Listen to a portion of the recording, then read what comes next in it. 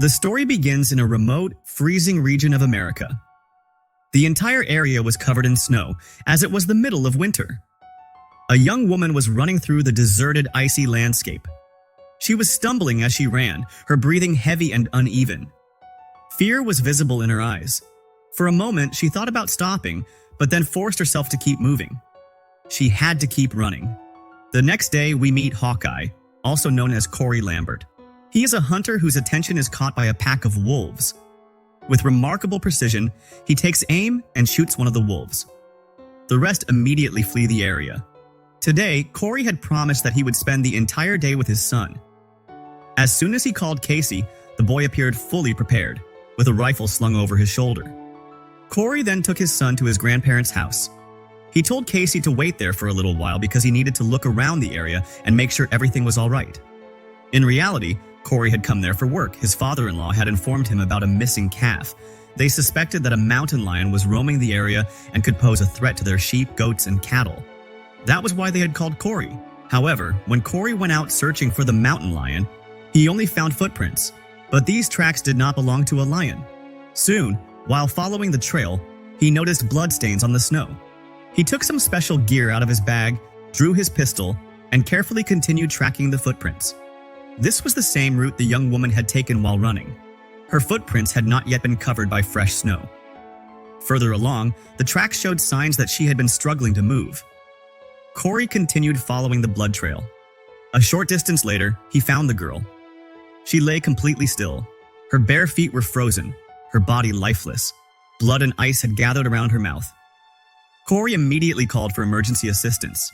The FBI would take time to decide, arrived because the roads were in terrible condition and heavy snowfall continued throughout the region.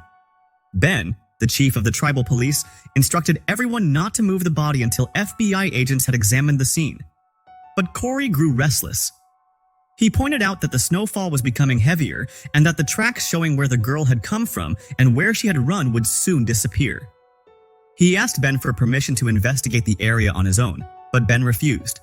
Corey recognized the girl. He was certain the body belonged to Natalie. However, Ben insisted that they would confirm her identity only after a proper investigation. A little while later, a vehicle arrived. Corey approached it and found a young woman in the driver's seat. She introduced herself as Jane Banner. She had come alone and was clearly unprepared for the harsh cold. She was wearing light clothing and looked as though she might freeze in such conditions. She explained that she had been sent there in the middle of her training. Ben found it strange that an FBI agent had arrived alone in a rental van. Casey's grandmother gave Jane some warm clothes to wear. The clothes had originally belonged to her granddaughter, and she was not particularly happy about lending them out. When Jane came outside wearing the clothes, Corey froze for a moment. Memories of his own daughter came rushing back. By now, we understand that his daughter is probably no longer alive, although we still do not know exactly what happened to her. Afterward, Corey told Casey that he would return in a few hours. The snowstorm had stopped, making it the right time to revisit the scene. Corey and Jane traveled there together, while Tribal Police Chief Ben arrived separately. The Tribal Police had already secured the location. Although the storm had passed, it could return at any moment. Ben and Corey continued arguing. Corey repeatedly insisted that he knew the girl and that she was Natalie. Jane examined the body closely and stated that forensic experts needed to be called immediately. Corey explained that the girl's home was nearby, yet no one had reported her missing. The strangest part was that she was familiar with this region, so why had she gone out barefoot? Jane asked Corey what he thought had happened. After examining the tracks, Corey concluded that the poor girl had been running through the snow for a long time. Eventually, exhausted and unable to continue, she collapsed there. The freezing wind had torn through her lungs. The freezing air had caused severe lung complications, which ultimately led to her passing. Jane asked Corey if he would help with the investigation. Although Corey was a hunter, his skills could prove valuable in a case like this. Corey agreed and replied, "There isn't much difference between animals and humans. I can track either one." Later that night, we see Corey carefully preparing his equipment. While he was working, Casey approached him. He had already heard about Natalie. Quietly, he asked, "Is it happening all over again?" Corey could not bring himself to deny it. The next day, Jane learned why Natalie's family had never filed a missing person report. Natalie had not been living with her parents. As soon as she turned 18, she moved in with her boyfriend. The medical examiner revealed that Natalie had been mistreated before her passing. However, he could not determine whether there had been one person responsible or several. Her body also showed numerous signs of injury. The official cause of her passing was exactly what Corey had predicted: severe lung complications. Based on the evidence, the examiner officially classified the case as a serious investigation. Now they needed to find out where Natalie had been running from, but they had almost no evidence to work with. Frustrated, Jane remarked that if she sent this report to her superiors, they would likely pull her off the case and send her back. That would mean no further assistance from the federal government. Determined to find answers, they immediately began questioning people connected to Natalie. Their first conversation was with Natalie's father. He quickly became irritated by Jane's questions. He explained that Natalie had been living with her boyfriend and had never even introduced him to the family. They knew very little about her personal life. Natalie's mother was in the bedroom. Ben signaled to Jane not to bother her, knowing how devastated she was. But Jane entered the room anyway. Inside, she found Natalie's mother sitting silently, completely broken by grief. Her shoulders were slumped, and tears streamed endlessly down her face. Soon afterward, Corey arrived. The moment Natalie's father saw him, there was no anger. Instead, the two men shared a pain so deep that words were unnecessary. They embraced each other. Softly, Corey said, "Sometimes it feels easier to hold on to the pain, but after losing my daughter, I learned something. We have to remember the love they gave us, not the pain of losing them." Eventually, Martin admitted that he did not know much about Natalie's recent life. However, he mentioned his troubled son, who had gotten involved with harmful habits. The boy spent time with a group known as the Little Feather Boys. Whatever his problems are, Martin explained, Natalie loved her brother very much. If anyone knows something, it might be him. Following this lead, Ben, Jane, and Corey headed toward the area where the Little Feather Boys lived. As soon as they arrived, loud music blasted from inside the house. Ben explained that there were 4 brothers and none of them were easy to deal with. Every single one of them was trouble. Corey moved around to the back of the house while Ben and Jane approached the front door. A young man named Sam answered. He looked heavily affected by substances. Speaking slowly, he told them that one of his brothers was in custody and that Chip, Natalie's brother, was not home. Without warning, Sam suddenly sprayed Ben and Jane with a chemical irritant. Both officers were instantly blinded by the burning sensation. Their vision became blurry. Meanwhile, Corey calmly grabbed a shovel and struck Sam. Another young man nearby stumbled and fell to the ground. Jane immediately drew her equipment and entered the house. Her eyes were still burning, making it difficult to see clearly. As she moved around a corner, Sam suddenly acted aggressively toward her. Jane reacted instantly, diving for cover and responding with several rapid actions. Sam fell to the ground, coughing violently. Jane quickly moved his equipment away and kept him under control. A moment later, Ben entered the room. After seeing Sam's condition, he said they should leave immediately. Jane suggested calling an ambulance, believing there was still a chance he could recover. But before help could arrive, Sam eventually became unresponsive. Ben walked straight outside and Jane followed him. Outside, Frank and Chip had already been detained. Jane then turned her attention toward them and began questioning them. Jane began asking questions, but the moment Chip learned that his sister had passed away, he completely broke down. Then an important detail came to light. He knew exactly who Natalie's boyfriend was. Jane suggested that Chip could take them to him. However, Corey disagreed. He had noticed fresh vehicle tracks in the snow. Using his binoculars, he carefully studied every mark. The tracks were heading toward the same mountain where Natalie had been found. One thing seemed very strange. The tracks went up the mountain, but none of them came back down. Corey immediately realized that Chip was hiding something.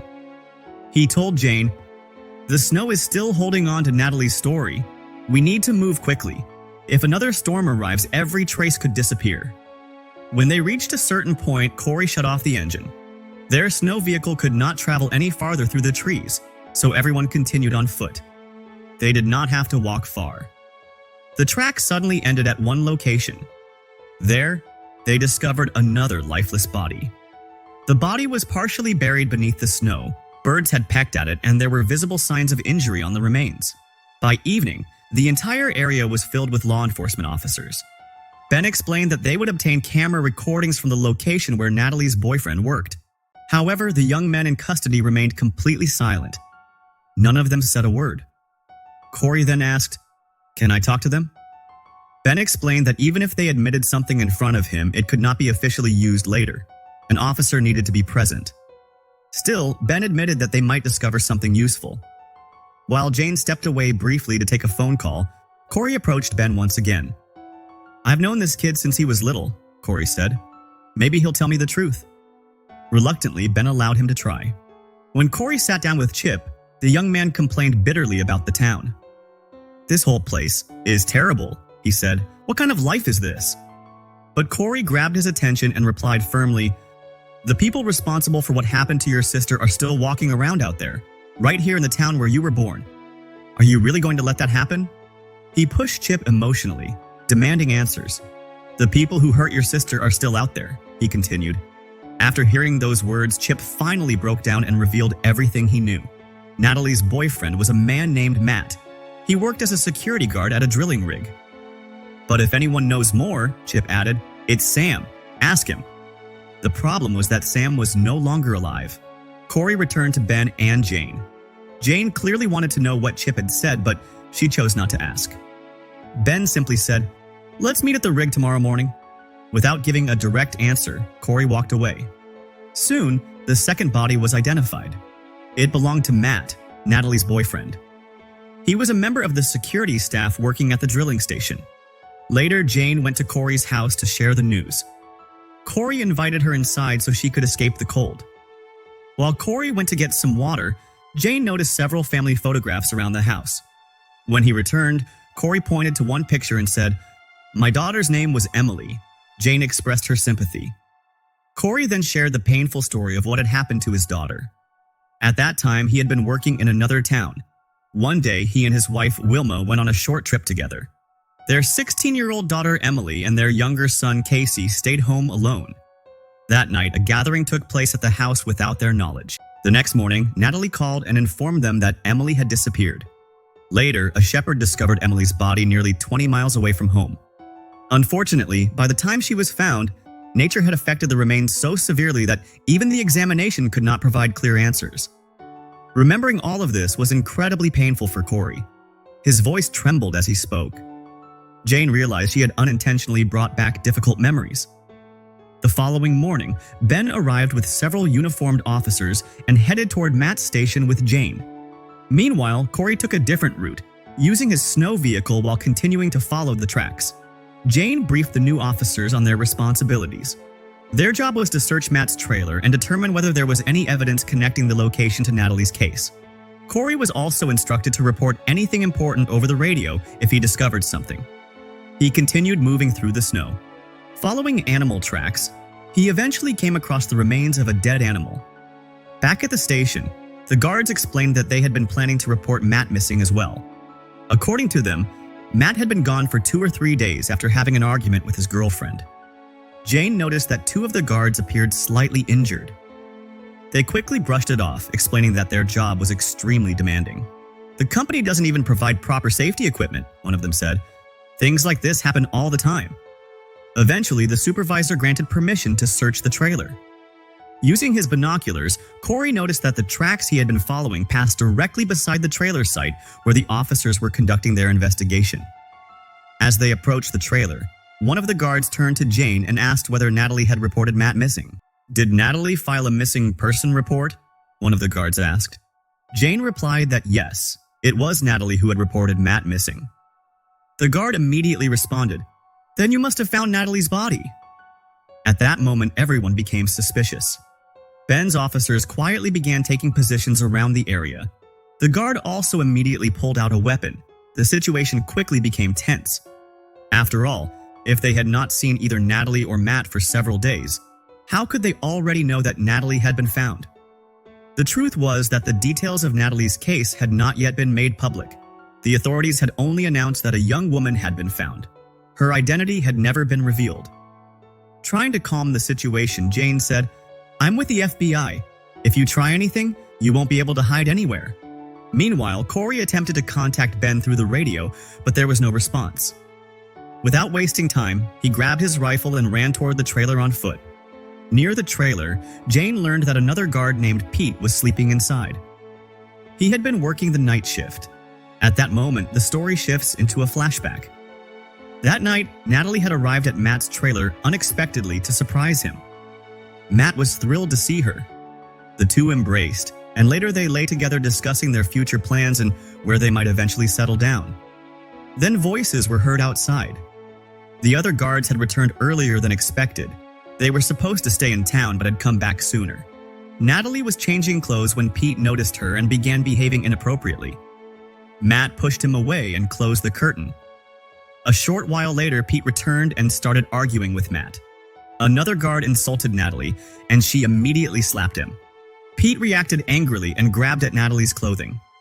Now Matt completely lost his temper and rushed toward him. However, the other guards also joined in and surrounded Matt. They struck him with a bottle, causing him to collapse unconscious. The group then mistreated Natalie while holding her against her will. Somehow, Matt managed to get back on his feet and tried to fight back. During the chaos, Natalie escaped. As she ran through the doorway, she looked back one final time. Matt was completely surrounded. The moment she heard signs of a struggle behind her, she ran into the snowy wilderness. The story then returns to the present day. Jane was still knocking on the trailer door. The door was locked from the inside. Curtis stood outside pretending that he knew nothing about what was happening. Then suddenly, a blast came from inside the trailer and struck Jane, throwing her backward. After the unexpected attack, the guards began aggressively engaging the officers. While lying on the ground, Jane managed to respond and disable one of the guards. Suddenly, rapid fire erupted from inside the trailer. In the chaos, Jane witnessed Ben fall during the confrontation. Curtis was still alive. He took Jane's weapon and appeared ready to finish the fight. But at that exact moment, a distant sniper shot rang out. Curtis immediately collapsed. It was Corey. Using his precision and experience, he neutralized the remaining guards as well. Now only 2 people remained inside the trailer. One more was taken down. Only Pete managed to escape. He jumped through a window and ran into the forest. Jane fired toward him from beneath the trailer, but Pete continued running through the trees. Corey quickly rushed to Jane's side. He carefully helped her into the trailer and seated her on a couch. Jane said, "Give me the radio. If a helicopter can reach us, I might still make it." Corey sent a message over the radio and then said, "I'm going after Pete, but even if I find him, he won't be coming back." Jane nodded. She understood exactly what Corey meant. Meanwhile, Pete continued running through the snowy forest. He was exhausted. His breathing was heavy, but he kept moving forward, determined to survive. In panic, he waved his pistol around in every direction. What Pete didn't realize was that Corey was wearing a completely white snowsuit. Against the snow-covered landscape, he was nearly invisible. Without warning, Corey attacked him, knocked him unconscious. When Pete finally woke up, he found himself inside a bag. His hands and feet were tied, and his face was covered with signs of injury. In a calm voice, Corey said, "Right now, we're standing on the highest mountain around." Pete nervously replied, "I want to talk." Corey sat quietly on a fallen tree nearby and answered, "That's exactly why I'm sitting here. Go ahead." Slowly, Pete shifted himself into a sitting position. Then he noticed his bare feet. His boots were gone. The realization immediately filled him with fear. Corey silently watched him. "Start talking," he said. "You don't have much time." Pete began speaking in a trembling voice. "Yes, I made a terrible mistake. I forced myself on that girl. I'm responsible for what happened to Matt too. Please take me to jail. I'm ready to face the consequences of my actions." Corey looked at him and quietly replied, "Out here, there is no law." "There's no law out here," Corey said quietly. "There's only me." After hearing Pete's confession, Corey took out a blade and cut the ropes binding his hands and feet. Then he looked directly at him and said, "If you can make it to the highway, you'll be free." That's the same chance Natalie got. She ran barefoot through the snow for 6 miles, trying to escape from all of you. Now it's your turn. Pete still couldn't fully understand what was happening. Part of him still believed that Corey was going to take him to jail. Then, without warning, Corey fired his rifle close to Pete's ear.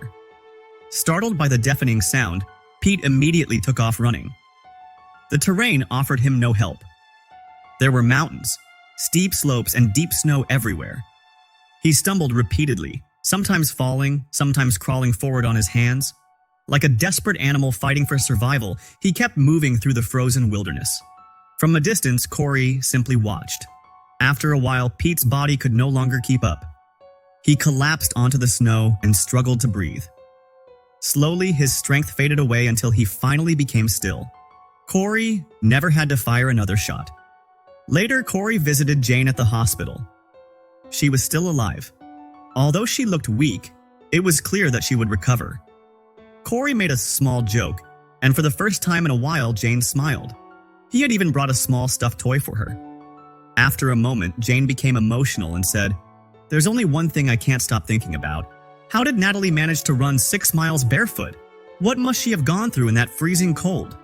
Corey paused for a moment before answering.